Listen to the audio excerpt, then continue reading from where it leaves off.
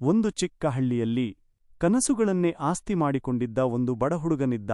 ಅವನ ಹೆಸರು ಧನು. ತಂದೆ ಕೂಲಿ ಕಾರ್ಮಿಕ, ತಾಯಿ ಮನೆ ಕೆಲಸಕ್ಕೆ ಹೋಗುವವರು. ಇವತ್ತು ಊಟ ಸಿಗುತ್ತದೋ ಇಲ್ಲವೋ ಅನ್ನೋ ಚಿಂತೆ ಅವರ ದಿನನಿತ್ಯ. ಆದ್ರೆ ಧನುವಿನ ಕಣ್ಣುಗಳಲ್ಲಿ ಮಾತ್ರ ಒಂದು ಬೆಳಕು ಇತ್ತು. ನಾನು ಒಳ್ಳೆಯ ಜೀವನ ಮಾಡಬೇಕು ಅನ್ನೋ ಕನಸು.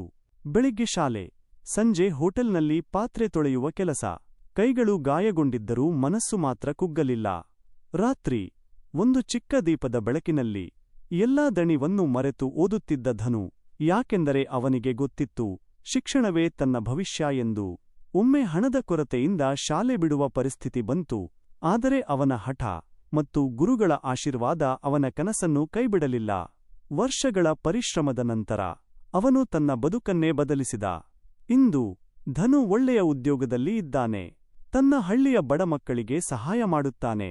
ಶಾಲೆಗೆ ಬೆಂಬಲ ನೀಡುತ್ತಾನೆ.